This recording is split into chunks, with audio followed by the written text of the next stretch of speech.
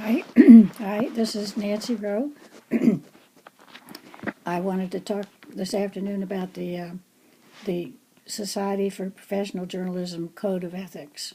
I thought that was particularly interesting, and I hope you can hear me. I hope my voice comes through.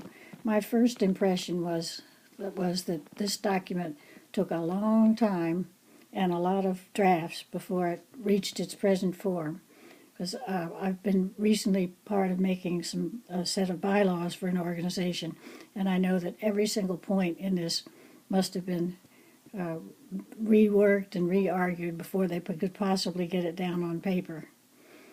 I was pretty impressed with the document. I don't know, number one, I don't know who the professional journalists are. I don't know what their qualifications are. Maybe that's something I should look into.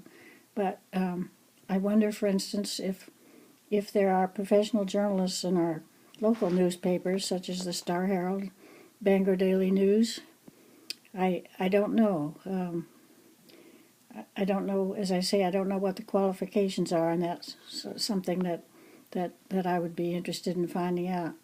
When I looked them over, as I think you will agree, I found an awful lot of the points were what simply makes for a good moral person. For instance, let's see, let me look at the document. For instance, be cautious when making promises. That, but keep the promises they make.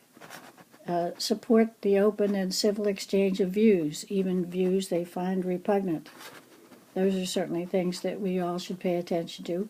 Avoid pandering to lurid curiosity, even if others do. That must have been a hard one to write, to figure out how to write it. So, never plagiarize. Avoid stereotyping. Abide by the same high standards they expect of others, and acknowledge mistakes and correct them promptly. Those are all things that apply to each and every one of us.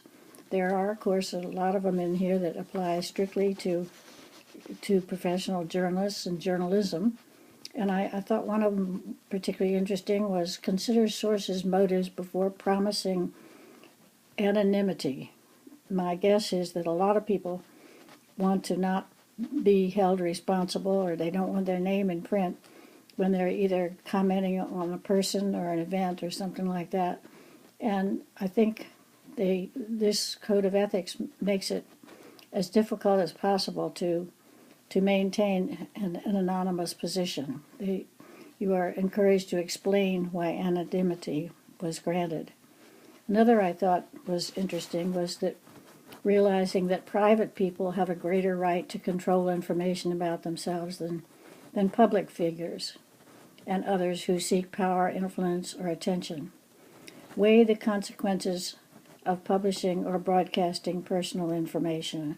I think that's so important, and I cringe when I see a reporter asking how do you feel when grieving parents when their child has just been found murdered or something. I just that appalls me, and I'm not sure that doesn't fall under something here.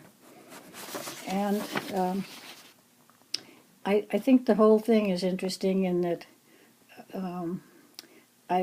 perhaps you remember in 2003 there was the incident of Jason Blair, a young intermediate reporter at the New York Times, was found fabricating and plagiarizing and was eventually fired. It was amazing what he was able to do, and in this age of technology he was able to get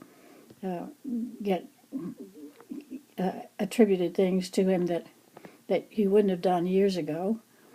One of the stories he told, for instance, was about he described 4 injured soldiers in a naval hospital, and it turns out that and he described that he went to the hospital, that he interviewed the soldiers, and one of them was likely, let's see, he will most likely limp the rest of his life and need to use a cane.